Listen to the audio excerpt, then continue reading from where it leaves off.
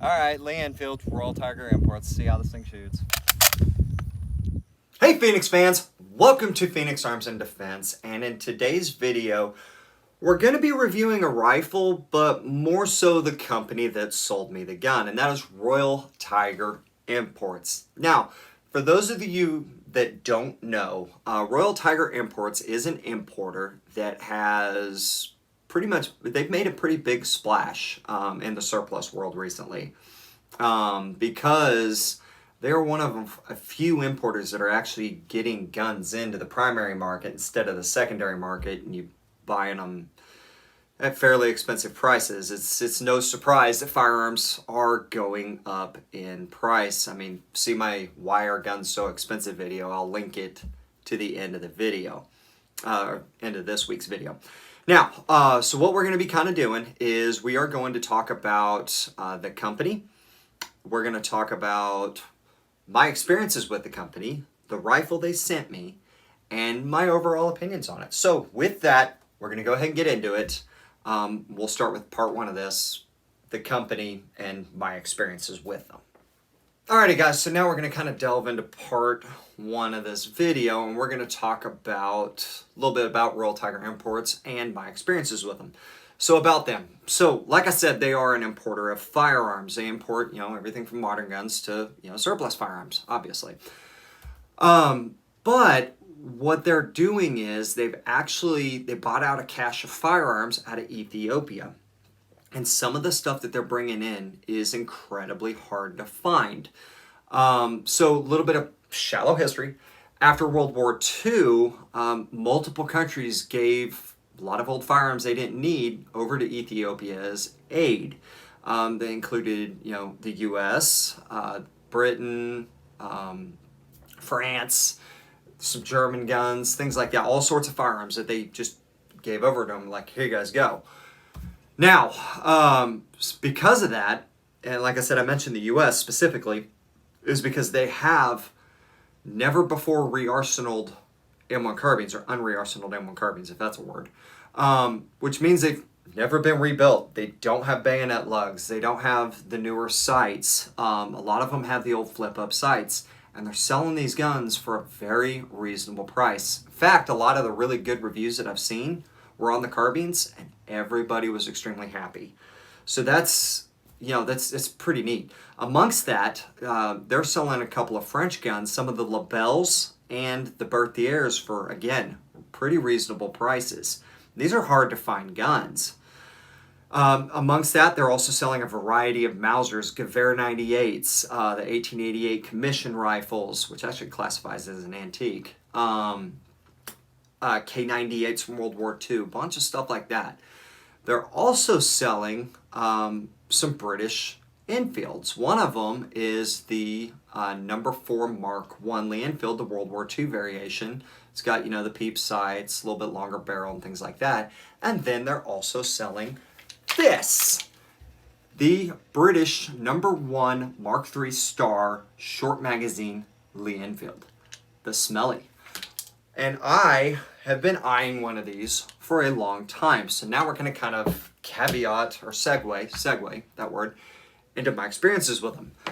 I've been looking for one of these guns for a while, and this whole thing that I'm about to tell you, all the research I was doing was about 5 months ago, give or take. I heard about them, found out about them, started looking at this, started scrolling through their website and seeing some of these guns that they have. I'm like, okay, they got some cool stuff. And the Enfields caught my eye because I really wanted a British Enfield to add to my collection of World War guns. And my Webley up here is a little lonely, so it needed its rifle cousin.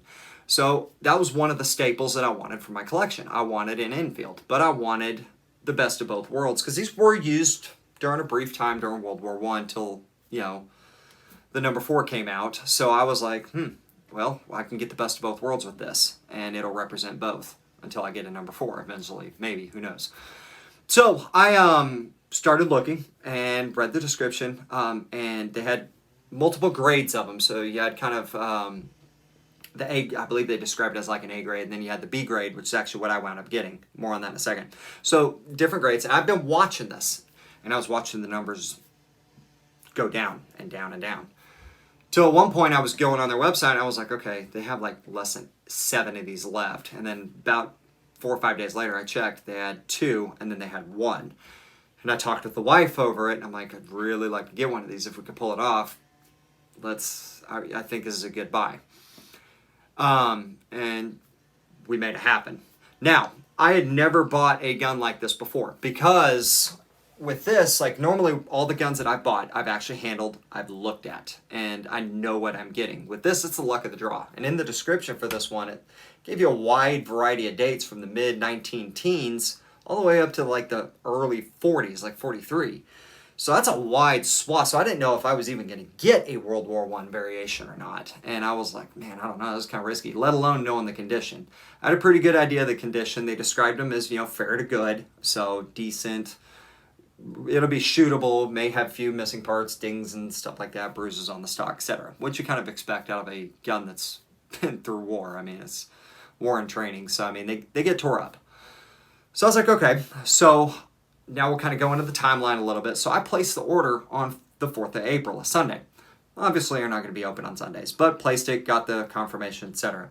Then I called them on the 5th of April after getting my FFL stuff sent over to them, and I called them for 2 reasons. I wanted to make sure that the order did go through and I indeed did get the very last one, and that they got my FFL info. The gal I talked to on the phone, really nice, really helpful. She answered all my questions. I was like, sweet, great. And, they got all the info and they got the ball rolling on the thing. Great, cool, alleviated my fears of it. Obviously, I did ask them, hey, do you know what date this one is? And she's like, no, we don't know that. I'm like, okay, that's fine. And they were busy.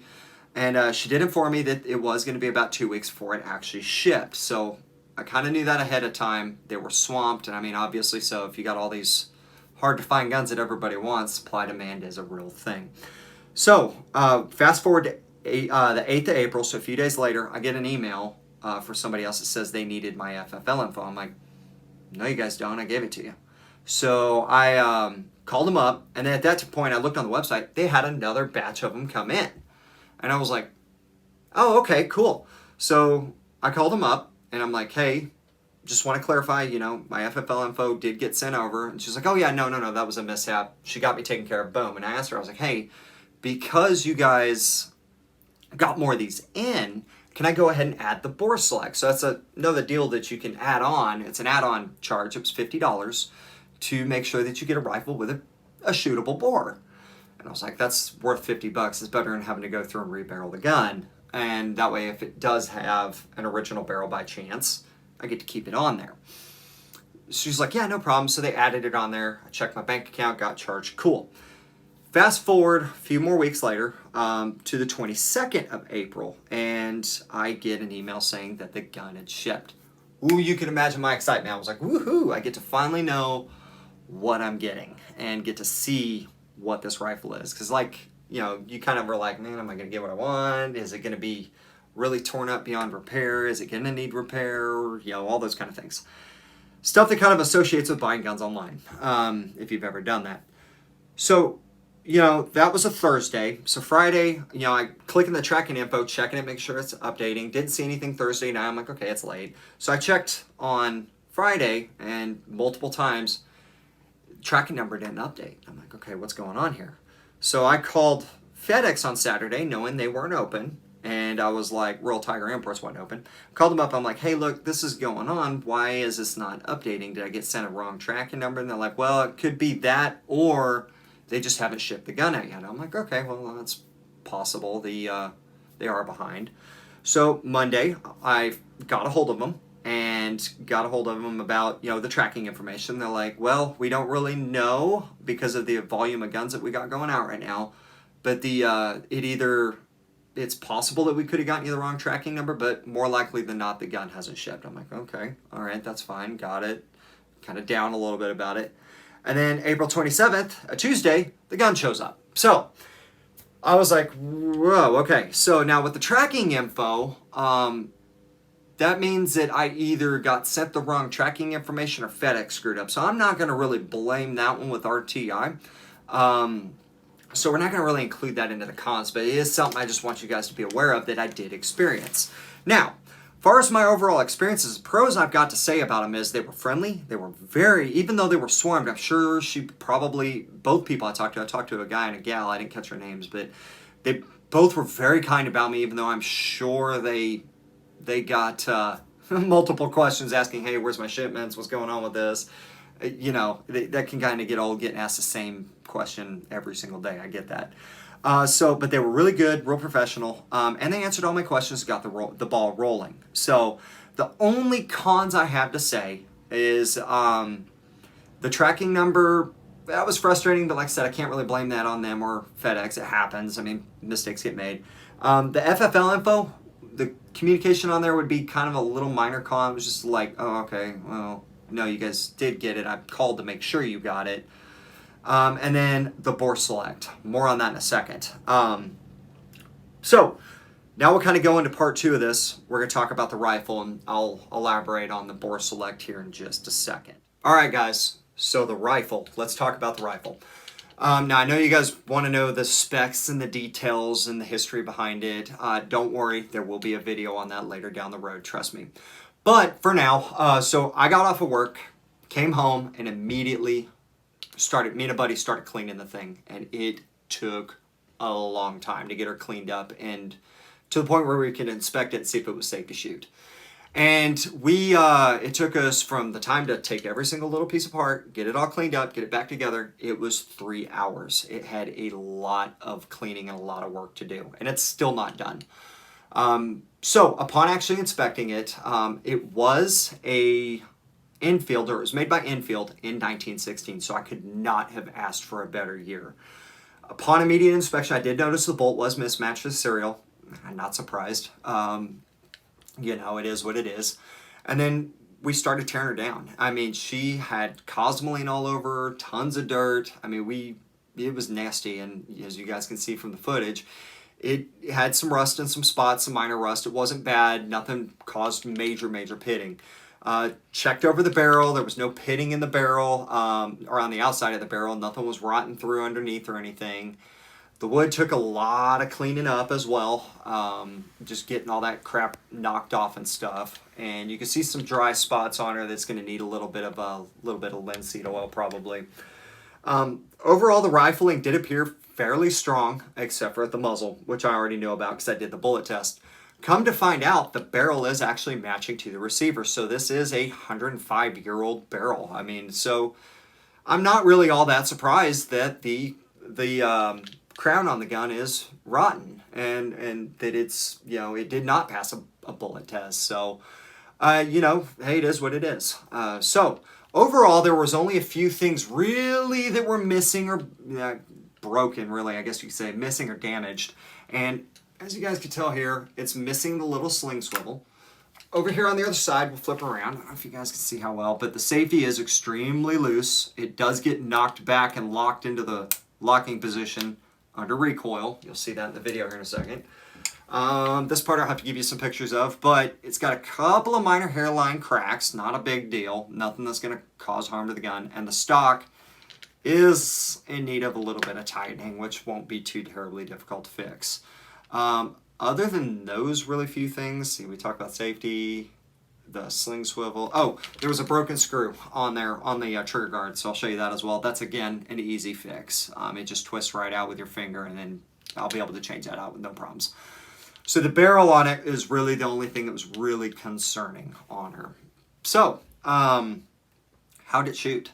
Upon actually putting it together, it had spaced out good, so we were like, hey, yeah, we can go ahead and throw some rounds downrange. So, let's go ahead and give you guys the range video clip. All right, Lee Enfield, Royal Tiger Imports. See how this thing shoots.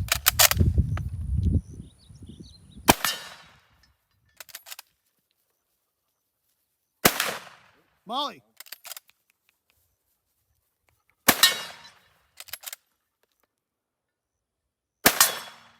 No, Molly, come here. And last shot. And I missed. Go figure. All right, and we already know it's keyholing, so let's go see that. No surprise, like I said in the video, we already knew it was keyholing. I shot a paper target before that, and then we went and looked at the steel. So here you can see the paper target here, and you can see the actual steel target right here. So yeah, definitely those bullets are going in sideways, so I knew that was to be expected. But the action was strong, it cycled good, and it's, and for 105 years old, I can't complain. It's an overall really good shape minus the barrel. So that kind of segues into the third and final part of this video. What do I think of the company and the rifle I received? Alright guys, so what do I overall think of the rifle I received from Royal Tiger Imports? Well, the rifle overall I'm actually very happy with. I paid $400 for a World War I Lee Enfield. Now, despite the little parts that are missing or need fixed, those are easy. They're very easy to source. I know where to get them, and it's not going to cost a whole lot of money. Even the barrel, despite the bore select issue, it's still not a terrible fix. It's about $150 for a barrel plus somebody to install it. So even with all the repairs, I'm in a World War I era Lee Enfield for less than what I wanted to pay for one. I'm not unhappy at all. Now, as far as the company goes, with Royal Tiger Imports, their customer service was really good. They were real helpful. There was the FFL info where they said I didn't send the FFL over, but it was there. That was a communication issue. That's probably one of the only critiques I have. But courteous, friendly, professional, answered all my questions, despite me probably asking the same questions that every other call they get was asked. They still remain professional. So I give them kudos on that, especially with them as being as busy as they are. As far as the 2-week lead time, I get it. I was very anxious during that time frame because I wanted to know what I was getting. I'd never bought a surplus firearm online before like that. I wanted to know where my $400 was going to. So overall with that, I'm not, anxiety aside, that kind of comes with buying a gun like that in that price range. It is what it is. Like I said, we talked about the FFL info, the wait time, the tracking number. The tracking order, like I said, I'm going to give them the benefit of the doubt on. That part was a little frustrating because of the fact, especially if you had like a CNR license and had to sign for the thing or whatever, the last thing you want is them showing up and you not being there and not being able to track when your gun's supposed to come. So that would really suck. God forbid the FedEx dude or UPS driver or whatever just leaves the package out there, which firearms I don't think they're allowed to do, but still, you know what I mean. If you miss that signature and your gun doesn't come and you have no way of tracking it, that's kind of frustrating. So that part, that was frustrating, but like I said, I'm going to give that a pass on this because like I said, I can't really tell if it was them or if it was FedEx on which end, if FedEx gave them the wrong number and they emailed me the wrong number, if they mistyped the wrong number, copy pasted the wrong number and sent it. Don't know, don't care. It happened. It is what it is. So I wanted to put that in there so you guys are just aware of it.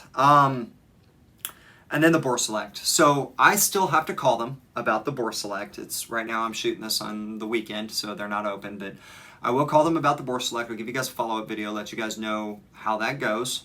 And, I'm sure they'll make it right with me. So, and what I'll wind up doing is they'll probably give me the $50 back because I was charged for that, and I'll put that towards the barrel. So that's fine. The magical question, would I order from them again? With knowing what I got here, and it took a lot of love to get her up and going, it's still a work in progress. If I'm willing to accept, if they have something that I need for my collection that I know is probably going to be a project rifle and I can source parts and still be under what I'm willing to pay for it, I'd probably order from them again. Yeah, I would. Now, is buying rifles like this for everybody?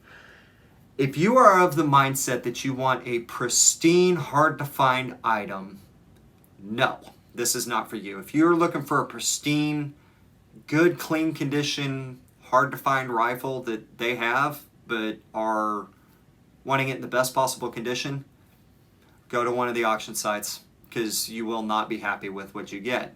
They are old, they are surplus, and they were sitting under, covered barns out of the elements for the most part, but are definitely in need of some serious love. If bluing is the thing that you are really concerned with, I wouldn't do it because you will not be happy because of the type of collector you are, and that's fine. If you are also the type of person that is getting into this or was through the end days of being able to go to your local gun store and be able to find an SKS or a Mosin and pull it off the rack and just clean it up, knowing that it had already been refurbed, and go out and just shoot it, probably not the case for you either. If you're not willing to source parts or put the love in to make these functional again, probably not the gun for you either. Overall though, if you are looking to do a little bit of maintenance on it and give it the love that it needs and replace a few small parts, don't really care about the overall condition, you want a shootable functional piece of history, yeah, I would buy a gun from them. I would. Like I said, these things are harder to find. They're really difficult to find, and when you do find them, people are asking absurd amounts of money. You got to really hunt around for good deals these days, and for me with this, it's just worked out good for me. So overall, I'm happy. The company did a pretty decent job, tracking number issue aside, and the bore select issue aside. We'll keep you guys posted and updated on what they say, and I'm going to keep getting this thing up to work, and we'll be having this ready for you guys for future videos. All right, guys, appreciate you guys watching. Know it's been a long video, but had to be detailed. Hopefully, if you're out there and looking at buying a gun from RTI, this helps. You know what you're getting into, and I hope you enjoy it. Have a happy shooting session with your new toy if you do decide to buy one. And that's all I got, guys. So I'm Chris Smith from Phoenix Arms and Defense. Thank you guys for watching. Please like, share, and subscribe to the channel, and we'll see you guys in the next video.